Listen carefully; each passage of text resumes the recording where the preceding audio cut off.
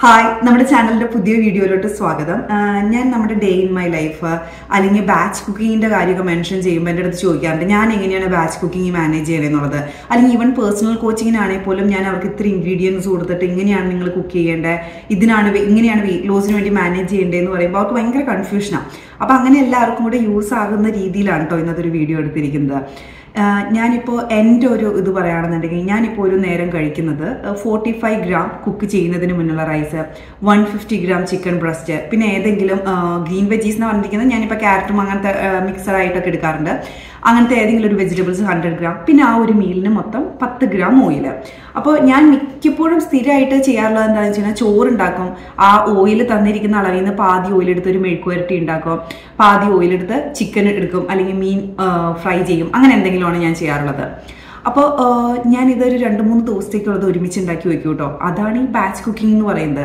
അപ്പോൾ എനിക്ക് ഓരോ സെർവിങ്ങിന് എത്ര ഇൻഗ്രീഡിയൻസ് ആണോ തന്നിരിക്കുന്നത്, ഞാനിപ്പോൾ അത് 5 സെർവിങ്ങിനാണ് ഉണ്ടാക്കുന്നത് എങ്കിൽ അതിന് 5 കൊണ്ട് മൾട്ടിപ്ലൈ ചെയ്യും, 7 സെർവിങ്ങിനാണെങ്കിൽ 7 കൊണ്ട് മൾട്ടിപ്ലൈ ചെയ്ത് അതിനനുസരിച്ച് കുക്ക് ചെയ്യുന്നതിന് മുന്നേ എല്ലാ ഇൻഗ്രീഡിയൻസും മെഷർ ചെയ്ത് എടുത്തിട്ട് കുക്ക് ചെയ്യും. അപ്പോൾ ഈ കുക്ക് ചെയ്യുന്ന സമയത്ത് സ്പൈസസ് ഒന്നും മെഷർ ചെയ്യാറില്ല കേട്ടോ. അതൊക്കെ എന്താ പറയുക, നെഗ്ലിജിബിൾ ആയിട്ടുള്ള കാലറീസ് ആണ്, അത് ഞാൻ മെഷർ ചെയ്യാറില്ല. അല്ലെങ്കിൽ ഇഞ്ചി വെളുത്തുള്ളി അതൊന്നും ഞാൻ നോക്കാറില്ല. അതൊക്കെ എൻ്റെ ടേസ്റ്റിനനുസരിച്ച് ഞാൻ അത് കൂട്ടേം കുറയ്ക്കുകയൊക്കെ ചെയ്യും. മെയിനായിട്ട് ഞാൻ മെഷർ ചെയ്യാറുള്ളത് ഇപ്പോൾ പ്രോട്ടീൻ കറി, ഇപ്പോൾ ചിക്കൻ കറി ആണെന്നുണ്ടെങ്കിൽ ചിക്കൻ ഞാൻ മെഷർ ചെയ്യും. സവാളയുടെയും തക്കാളിയുടെയും ഒരു ഏകദേശം കണക്ക് എൻ്റെ മനസ്സിലുണ്ടാവും, ചുമ്മാ കുറേ ഇടാറില്ല. പിന്നെ ഓയിൽ മെഷർ ചെയ്യും, അതിൽ ചേർക്കുന്ന സ്പൈസസ് മസാലകൾ അതൊന്നും ഞാൻ മെഷർ ചെയ്യാറില്ല. അല്ലെങ്കിൽ ഇഞ്ചി വെളുത്തുള്ളി ഒന്നും ഞാൻ മെഷർ ചെയ്യാറില്ല. അങ്ങനെ ഇപ്പോൾ ഞാൻ 3-4 ദിവസത്തേക്കുള്ള റൈസ് കുക്ക് ചെയ്ത് വെച്ചിട്ടുണ്ട്. കുറച്ച് ക്യാരറ്റ് മെഴുക്കുവരട്ടിയാക്കി വെച്ചിട്ടുണ്ട്. പിന്നെ ഞാൻ ചിക്കൻ എയർ ഫ്രയറിൽ ഫ്രൈ ചെയ്ത് വെച്ചിട്ടുണ്ട്. കുറച്ചും കൂടെ ചിക്കൻ വരാനുണ്ട് കേട്ടോ. പിന്നെ ഒരു മീൻ കറി അവിടെ ഇരിക്കുന്നുണ്ട്, അതും ഞാനെടുത്ത് കാണിച്ചു തരാം. അപ്പോൾ ഞാൻ ഇതെല്ലാം ഞാൻ നേരത്തെ പറഞ്ഞോളം തന്നെ കുക്ക് ചെയ്യുന്നതിന് മുന്നും കുക്ക് ചെയ്തതിന് ശേഷം മെഷർ ചെയ്യും. ഫോർ എക്സാമ്പിൾ ഇപ്പോൾ 45 ഗ്രാം റൈസാണ് എനിക്കിപ്പോൾ പെർ സെർവിങ്ങിനുള്ളത്. അത് കുക്ക് ചെയ്യുന്നതിന് മുന്നേ ഒരു 8 സെർവിങ്ങിനാണ് ഞാൻ എടുക്കുന്നതെന്നുണ്ടെങ്കിൽ 360 ഗ്രാം നമ്മുടെ മട്ട അരി എടുത്ത് കുക്ക് ചെയ്തതിന് ശേഷം അത് വാർത്ത് അതിലെ വെള്ളമൊക്കെ കളഞ്ഞിട്ട് ഞാൻ വീണ്ടും ഒന്നുകൂടെ മെഷർ ചെയ്യും. നമ്മൾ ഈ ചോറിന് നമുക്ക് അങ്ങനെ ഒരു കറക്റ്റ് മെഷർമെൻറ്റ് പറയാൻ പറ്റില്ല ഈ കുക്ക് ചെയ്തതിന് ശേഷം ഇത്ര എന്നുള്ളത്. കാരണം ഓരോ അരിനെയും ഡിപ്പെൻഡ് ചെയ്തിരിക്കും, പിന്നെ അത് എത്രത്തോളം വെന്തു എന്നുള്ളതിനെ ഡിപ്പെൻഡ് ചെയ്തിരിക്കും. സാധാരണ ഞാനിപ്പോൾ എൻ്റെ പേഴ്സണൽ കോച്ചിങ് ചെയ്യുന്നവരുടെ അടുത്തൊക്കെ പറയാറുണ്ട് അവർക്ക് ഒറ്റയ്ക്ക് സെപ്പറേറ്റ് കുക്ക് ചെയ്യാൻ പാടാന്ന് പറയുമ്പോൾ നിങ്ങൾക്ക് എത്ര ഗ്രാം റോ റൈസ് ആണോ ഞാൻ തന്നിരിക്കുന്നത് അതിൻ്റെ 3 ഇരട്ടിയാണ് കുക്ക് ചെയ്ത് വരുമ്പോൾ എന്തായാലും ഉണ്ടാവേണ്ടത് ഒരു ആവറേജ് കണക്ക് പറയുകയാണെന്നുണ്ടെങ്കിൽ. പക്ഷെ മിക്ക കേസുകളിലും അത് കൂടുതൽ വരാൻ ചാൻസ് ഉണ്ട് കേട്ടോ. അതായത് നമ്മുടെ മട്ടരിയൊക്കെ ഇച്ചിരി വേവ് കൂടിപ്പോയി കഴിഞ്ഞാൽ നമ്മൾ ഈ 45 ഗ്രാം അല്ലെങ്കിൽ 40 ഗ്രാം കുക്ക് ചെയ്ത് 120 ഗ്രാം ആവുന്നതിന് പകരം അത് ചിലപ്പോൾ വല്ല 150 ഗ്രാം ഒക്കെ ആവും. ഞാനിപ്പോൾ കുറേ നാളായിട്ട് ഇങ്ങനെ മെഷർ ചെയ്ത് കുക്ക് ചെയ്യുന്ന അറിവുകൊണ്ട് എനിക്കിപ്പോൾ കാണാതെ അറിയാം കേട്ടോ, എനിക്കിങ്ങനെ എഴുതി വെക്കേണ്ട ആവശ്യമൊന്നുമില്ല. അപ്പോൾ എനിക്ക് റൈസ് ഞാൻ ഇപ്പോൾ 8 സെർവിങ്ങിനുള്ളത് ഞാൻ കുക്ക് ചെയ്യുന്നതിന് മുന്നേ മെഷർ ചെയ്ത് കുക്ക് ചെയ്ത് വാർത്തതിന് ശേഷം അത് ഈ ബൗളിലോട്ട് മാറ്റി വയ്ക്കുന്നതിന് മുന്നേ ഞാൻ ഒന്നും കൂടി ഇത് മെഷർ ചെയ്യും. അപ്പോൾ എനിക്ക് 45 ഗ്രാം കുക്ക് ചെയ്ത് കഴിഞ്ഞാൽ അത് 200 ഗ്രാമാണ് കിട്ടുന്നത്. അത് എനിക്ക് ഇതുപോലത്തെ ഈ ബുക്ക് ഞാൻ പണ്ടും കാണിച്ചിട്ടുണ്ട് ഡേ ഇൻ മൈ ലൈഫിൽ. ഇതിൽ എഴുതി വെക്കും ഇപ്പോൾ റൈസ് 200 ഗ്രാം കുക്ക് ചെയ്ത് വന്നതിന് ശേഷമുള്ള കണക്ക്. അതുപോലെ തന്നെ ഈ ക്യാരറ്റ് മെഴുക്കുവരട്ടി ഞാൻ കുക്ക് ചെയ്യുന്നതിന് മുന്നേ എന്താ പറയുക, ഈ വെജിറ്റബിൾസിൻ്റെ ഇച്ചിരി കൂടിയാലും കുറഞ്ഞാലും കുഴപ്പമില്ല കേട്ടോ. പക്ഷെ അതിൽ ചേർക്കുന്ന ഓയിലിൻ്റെ അളവ് കറക്റ്റ് കണക്കായിരിക്കണം. അപ്പം ഞാൻ 6 സെർവിങ്ങിനാണ് ഉണ്ടാക്കിയിരിക്കുന്നത്. അതിപ്പോൾ ഏകദേശം കുക്ക് ചെയ്ത് വരുമ്പോൾ എനിക്ക് 130 ഗ്രാം പെർ സെർവിങ്ങിന് വരുന്നുണ്ട്. അതുപോലെ തന്നെയാണ് ഈ ചിക്കൻ ഞാൻ മെഷർ ചെയ്ത് വെച്ചിട്ടില്ല, ഞാൻ പറഞ്ഞില്ലേ ഒരു ബാച്ചും കൂടെ വരാനുണ്ട്. ഇതുപോലെ കുക്ക് ചെയ്തതിന് ശേഷം ഞാൻ മൊത്തത്തിലൊന്ന് മെഷർ ചെയ്തെടുക്കും. എന്നിട്ട് അത് എത്ര സെർവിങ്ങിനാണോ ഉണ്ടാക്കിയത് ആ ഒരു നമ്പർ കൊണ്ട് കുക്ക് ചെയ്ത ചിക്കൻ്റെ അളവിൽ ഡിവൈഡ് ചെയ്ത് മൊത്തം മാത്തമാറ്റിക്സ് ആണ് കേട്ടോ. ഞാനിങ്ങനെ പേപ്പറിൽ എഴുതി വയ്ക്കും. ഞാൻ അതിൽ ഫിഷ് കറി ഉണ്ടാക്കി വെച്ചിട്ടുണ്ട്. ഇതാണ് നമ്മുടെ മീൻകറി, സാധാ മീൻകറി. ഇവിടെ കിട്ടുന്ന സാൽമൺ വെച്ച് ഇപ്പം എന്താ പറയുക, ഭയങ്കര റിച്ച് ആയിട്ടുള്ള കറി എന്ന് പറയാൻ പറ്റത്തില്ല കേട്ടോ. ഒരു സെർവിങ്ങിന് 5 ഗ്രാം ഓയിൽ വെച്ച്, അപ്പോൾ നമ്മൾ എന്താ പറയുക കോട്ടയം സ്റ്റൈലിൽ നമ്മുടെ മീൻകറി ഇല്ല അതാണ്. അപ്പം അത്ര എണ്ണയുള്ള ഒരു മീൻകറി അല്ല, പക്ഷെ നിങ്ങൾക്ക് ഇത് കാണുമ്പോൾ തന്നെ അറിയാം. ഇപ്പം കുറേ പേര് എൻ്റെ അടുത്ത് പറയാറുള്ളത് അവർക്ക് ചോറ് കഴിക്കുമ്പോഴൊക്കെ ഡയറ്റ് നോക്കുമ്പോൾ ഇച്ചിരി എരിവും പുളിയുള്ളത് വേണമെന്നാണ്. അപ്പം അങ്ങനെയുള്ളവരെ സംബന്ധിച്ചിടത്തോളം ഡയറ്റിൽ നിന്ന് പോവാതിരിക്കാൻ പാകത്തിനുള്ള കറക്റ്റ് ഇതാണ്. ഇനി ഈ മീൻകറി ആണെങ്കിൽ പോലും എല്ലാം അളന്നും കുറിച്ചാണ് ഉണ്ടാക്കിയിരിക്കുന്നത്. ഇത് ഉണ്ടാക്കി കഴിഞ്ഞ് ഞാനിനി മെഷർ ചെയ്യാൻ പോകുന്നില്ല. ഇതിൽ മീൻകറി ആയതുകൊണ്ട് ഇത്രയും ചാറ് നമ്മൾ ശരിക്കും എടുക്കത്തില്ല, ചാറ് ഇച്ചിരി കൂടുതലാണ്. കഷ്ണത്തിൻ്റെ അളവ് എനിക്ക് കറക്റ്റായിട്ട് അറിയാം. ഓക്കെ, ഞാനിപ്പോൾ കിട്ടിയിരിക്കുന്ന മീനിനെ ഇവിടെ 4 ഫില്ലറ്റായിട്ടാണ് കിട്ടുന്നത്. അപ്പോൾ 2ആയിട്ട് മുറിച്ച് അത് എടുക്കുമ്പോൾ അതൊന്ന് ഓർത്ത് വെച്ചാണ് എടുക്കുക. ചുമ്മാ കാളം പൊളഞ്ഞായിരിക്കില്ല എടുക്കുക. അല്ലെങ്കിൽ ആ ഒരു 2 കഷ്ണോ പിന്നെ ആവശ്യത്തിനുള്ള ചാറ് എന്തായാലും മിച്ചം വരും.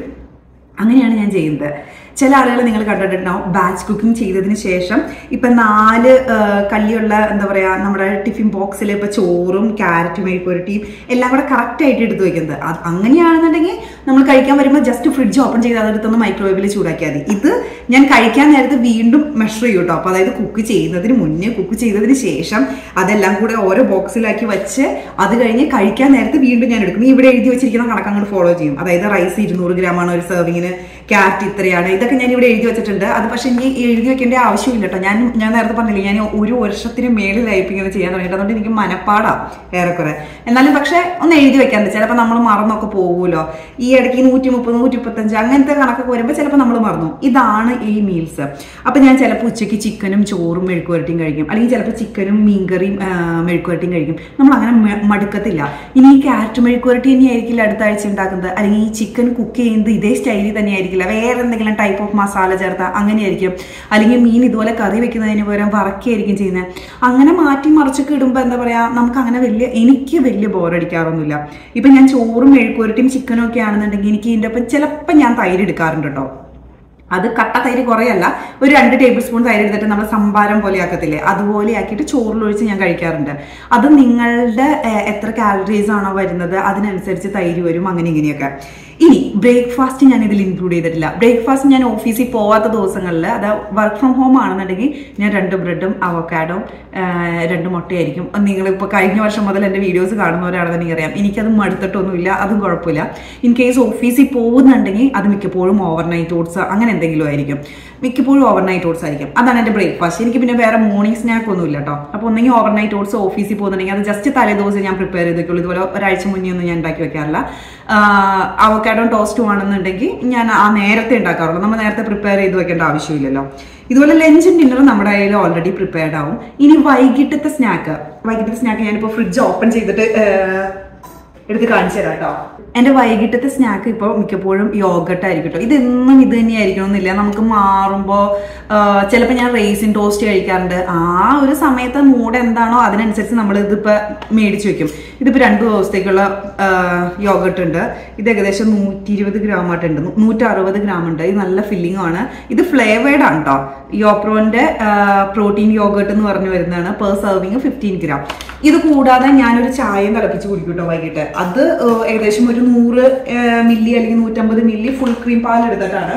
അതൊന്നും നമുക്കിപ്പോൾ പ്രിപ്പയർ ചെയ്ത് വെക്കേണ്ട ആവശ്യമില്ലല്ലോ, നമ്മൾ ആ നേരത്തെ എടുക്കുവാണ്. അപ്പോൾ ഇതാണ് എൻ്റെ മീൽ പ്ലാൻ.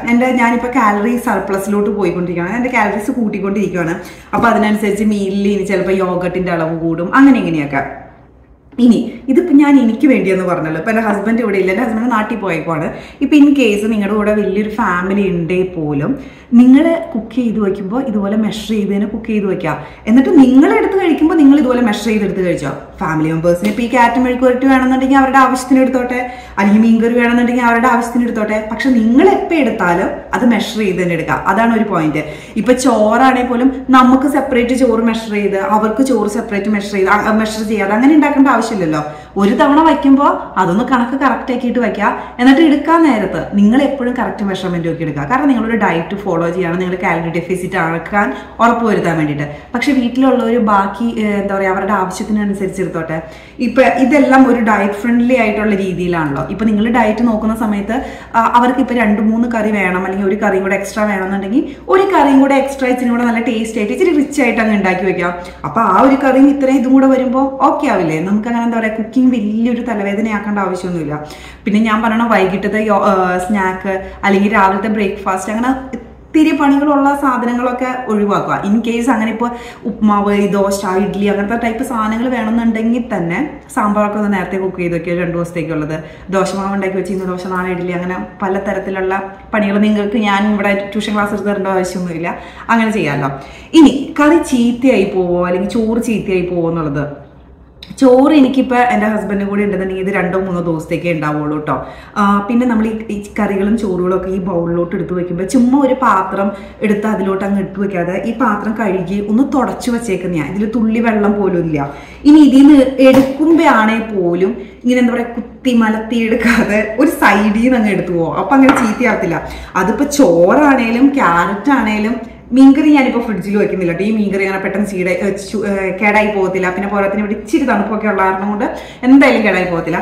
മീൻകറിയാണെങ്കിലും കുത്തി ഇളക്കി മറിച്ചെടുക്കാതെ, ഇതൊക്കെ നിങ്ങൾക്ക് അറിയാവുന്നതായിരിക്കും. പക്ഷെ ഞാൻ അങ്ങനെയാണ് ചെയ്യുന്നതെന്ന് കൂടെ ഒന്ന് പറയാം. അങ്ങനെ വരുമ്പോൾ 4 ദിവസമൊക്കെ ഈസി ആയിട്ട് കേടാവാതിരിക്കാറുണ്ട്. ഒരു കുഴപ്പവും എനിക്ക് അങ്ങനെ എന്താ പറയുക, ഞാൻ ഇത്രയും കാലം ബാച്ച് കുക്കിംഗ് ചെയ്തു വെച്ച് ഫ്രിഡ്ജിൻ്റെ അകത്തിരുന്ന് കറി കേടായി പോയി അങ്ങനെ ഇതേവരെ ഞാൻ ഉപയോഗിക്കാതിരുന്ന് കേടായി പോയിട്ടുണ്ടെങ്കിലേ ഉള്ളൂ. ഞാൻ കറക്റ്റായിട്ട് എടുത്ത് ഉപയോഗിച്ച് ആ 4 ദിവസത്തിനുള്ളിൽ തീർക്കുകയാണെന്നുണ്ടെങ്കിൽ ഒരു കുഴപ്പമില്ല.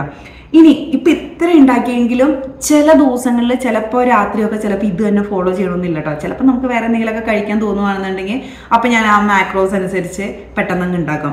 അത് ഞാൻ കഴിഞ്ഞ കുറേ നാളുകളായിട്ട് എനിക്ക് അങ്ങനത്തെ സ്വഭാവം ഒന്നും ഉണ്ടായിരുന്നില്ല. കാരണം കറക്റ്റ് കണക്കും ഞാൻ ആ കോമ്പറ്റീഷന് പോകുന്നതുകൊണ്ട് എല്ലാം കൃത്യമായിട്ടിരിക്കണം. പുതിയ സാധനം ഒരു ഇൻട്രൊഡ്യൂസ് ചെയ്യുമ്പോഴത്തേക്കും നമുക്ക് കാലറീസ് ഒക്കെ മാച്ച് ചെയ്ത് ഭയങ്കര ഇതായിരിക്കണം. ഇപ്പം എനിക്ക് ഇച്ചിരി കാലറീസ് കൂടിയാലും കുഴപ്പമില്ല എന്നുള്ളൊരു അവസ്ഥയായതുകൊണ്ട് ഞാൻ ഇടയ്ക്ക് മാറ്റി എനിക്ക് വേറെ എന്തെങ്കിലും കഴിക്കാൻ തോന്നുകയാണെന്നുണ്ടെങ്കിൽ ഞാൻ അതിനനുസരിച്ച് ഉണ്ടാക്കുകയും ഇതൊക്കെ ചെയ്യാറുണ്ട് കേട്ടോ. അപ്പം ഞാൻ ഇങ്ങനെയാണ് ബാച്ച് കുക്കിംഗ് മാനേജ് ചെയ്യാറുള്ളത്. ഇതുപോലെ എല്ലാം സെപ്പറേറ്റ് ബോക്സിലാക്കി വെച്ചിട്ട് ഞാൻ നേരത്തെ പറഞ്ഞോണ്ട് തന്നെ കുക്ക് ചെയ്യുന്നതിന് മുന്നും കുക്ക് ചെയ്തതിന് ശേഷം കഴിക്കുന്നതിന് മുന്നും എല്ലാം മെഷർ ചെയ്ത് അങ്ങനെ ഇച്ചിരി ഇരട്ടിപ്പണിയായിട്ട് തോന്നും. ഇച്ചിരിയല്ല, നല്ല ഇരട്ടിപ്പണിയായിട്ട് തോന്നും. ഇവൺ സ്റ്റാർട്ടിങ്ങിലാണെങ്കിൽ പോലും നമ്മൾ എന്തെടുത്താലും ഈ കിച്ചൺ സ്കെയിൽ എടുത്തിട്ട് ഇതിൽ മെഷർ ചെയ്യാന്ന് പറഞ്ഞാൽ നല്ല പണിയാണ്. നമുക്ക് ഇച്ചിരി മടുപ്പായിരിക്കും. നമ്മൾ സാധാരണ എല്ലാം ഈ ഒരു ഐബോൾ മെഷർമെന്റിലാണല്ലോ നമ്മൾ ഇട്ടുകൊണ്ടിരിക്കുന്നത്. നമ്മൾ കുറച്ച് കാലം കുക്ക് ചെയ്ത് വരുമ്പോഴത്തേക്കും അത് മാറി പെട്ടെന്ന് ഇതിൽ മെഷർ ചെയ്യാന്ന് പറയുമ്പോൾ ഇച്ചിരി മെനക്കേടായിരിക്കും. പക്ഷെ ട്രസ്റ്റ് മീ, ഞാൻ ഇപ്പം നേരത്തെ പറയില്ലേ, എനിക്കിതുപോലെ ബുക്കിൽ എഴുതി വെച്ച് അങ്ങനത്തെ ഒന്നും ആവശ്യമില്ല. നമ്മൾ അത്രയും എക്സ്പേർട്ടാവും ഇത് ചെയ്തുകൊണ്ടിരുന്നത്. പിന്നെ ഈ ഫുഡ് ചീത്തയായി പോകുന്ന അങ്ങനത്തെ പ്രശ്നങ്ങളില്ല. പിന്നെ ഓൾറെഡി ഇവിടെ കുക്ക് ചെയ്തിരിക്കുന്ന കാരണം കൊണ്ടുണ്ടല്ലോ, ഇപ്പം മിക്കവരും ഞാനിപ്പോൾ ഈ പേഴ്സണൽ കോച്ചിങ്ങിന് അവരുടെ അടുത്ത് കോൾ വയ്ക്കുമ്പോൾ എല്ലാവരുടെയും പ്രശ്നമായിട്ട് പറയാറുള്ളത് ഓഫീസിൽ നിന്ന് കഴിഞ്ഞ് വരുമ്പോൾ അല്ലെങ്കിൽ വൈകിട്ടത്തെ 4 മണിയുടെ സ്നാക്ക്, അല്ലെങ്കിൽ ഓഫീസ് കഴിഞ്ഞ് വരുമ്പോൾ വീട്ടിലൊന്നും ഇല്ലെന്നുണ്ടെങ്കിൽ കണ്ണി കണ്ടതെടുത്ത് കഴിക്കുക. എല്ലാവരുടെയും ഒരു 90% ആൾക്കാരുടെയും പ്രശ്നം അതാണ്. നമ്മൾ ഒന്നാമത് വീട്ടിലെ പിള്ളേരെ നോക്കി അതിൻ്റെ സ്ട്രെസ്സ്, ഓഫീസിലെ സ്ട്രെസ്സ് എല്ലാം കൂടെ നമുക്കൊരു ഫ്രീ ടൈം ആയിട്ട് അങ്ങനെയൊന്നും കിട്ടുന്നില്ലല്ലോ. അപ്പോൾ ആ ഒരു സ്ട്രെസ്സ് മുഴുവൻ നമ്മൾ എവിടെയെങ്കിലും ഫുഡ് തീർക്കുന്നത് ഫുഡിലായിരിക്കും. അപ്പോൾ അങ്ങനെ വരാതിരിക്കണം എന്നുണ്ടെങ്കിൽ ഈ ഫുഡൊക്കെ ഓൾറെഡി അവിടെ കുക്ക്ഡ് ആണെന്നുണ്ടെങ്കിൽ ആ നേരത്ത് പിന്നെ കുക്ക് ചെയ്ത് പോയി ഉണ്ടാക്കി കഴിക്കാൻ തോന്നില്ല. ഇത് എടുത്ത് കഴിക്കത്തുള്ളൂ. ഇടയ്ക്കൊക്കെ പോയി തോന്നുമായിരിക്കും. പക്ഷെ ഒരു പരിധി വരെ നമുക്ക് ഡയറ്റൊക്കെ ഈ ബാച്ച് കുക്കിംഗ് ഇങ്ങനെ ചെയ്ത് വെച്ച് ഹാൻഡിൽ ചെയ്യാൻ പറ്റും. ഇങ്ങനെയാണ് ഞാൻ എൻ്റെ ബാച്ച് കുക്കിംഗ് മാനേജ് ചെയ്യുന്നത്. ഇങ്ങനെ ഈ റെസിപ്പീസ് തന്നെ തിരിച്ചിട്ടും മറിച്ചിട്ടും അങ്ങനെ ഇങ്ങനെയൊക്കെ ചെയ്യാം. എനിക്കങ്ങനെ ഫുഡ് ഇന്ന രീതിയിൽ വേണം, ഇന്ന ചാറുകറി വേണം, അല്ലെങ്കിൽ ഒരു തോരൻ മെഴുക്കുവരട്ടി, അങ്ങനെ എന്തായാലും എല്ലാം ഉണ്ടാവണം, തോരൻ തന്നെ വേണം, മെഴുക്കുവരട്ടി, അങ്ങനെ ഒരു നിർബന്ധവും ഇല്ലാത്ത ആളാണ്. അതുകൊണ്ട് എനിക്കിത് മാനേജ് ചെയ്യാൻ എളുപ്പമാണ്. നിങ്ങൾക്കും അത് പറ്റും. അങ്ങനെ ഫുഡിനോട് ഭയങ്കര നിർബന്ധമൊന്നുമില്ല. ഡയറ്റ് ഫോളോ ചെയ്യണം, വെയിറ്റ് ലോസ് ഒക്കെയാണ് ലക്ഷ്യം എന്നുണ്ടെങ്കിൽ ഇതുപോലെ ചെയ്തു വെച്ചാൽ മതി. ഈസി ആയിട്ട് പറ്റും. വെയിറ്റ് ലോസ് എന്ന് പറയുന്നത് വലിയ ബാലിയേറാമലയൊന്നുമില്ല. ഈസി ആണെന്ന് ഞാൻ പറയുന്നില്ല. പക്ഷെ ഇതുപോലത്തെ കുറച്ച് കാര്യങ്ങൾ നമ്മളൊന്ന് പ്ലാൻ ചെയ്ത് വെച്ച് കഴിഞ്ഞ് കഴിഞ്ഞാൽ നമുക്ക് ഈസി ആയിട്ട് മാനേജ് ചെയ്യാൻ പറ്റും. ഈ വീഡിയോ നിങ്ങൾക്ക് ഉപകാരപ്രദമായിട്ട് വിചാരിക്കുന്നു. നിങ്ങളുടെ കമൻസും ഫീഡ്ബാക്കൊക്കെ ഷെയർ ചെയ്യുക. Thank you for watching me. By.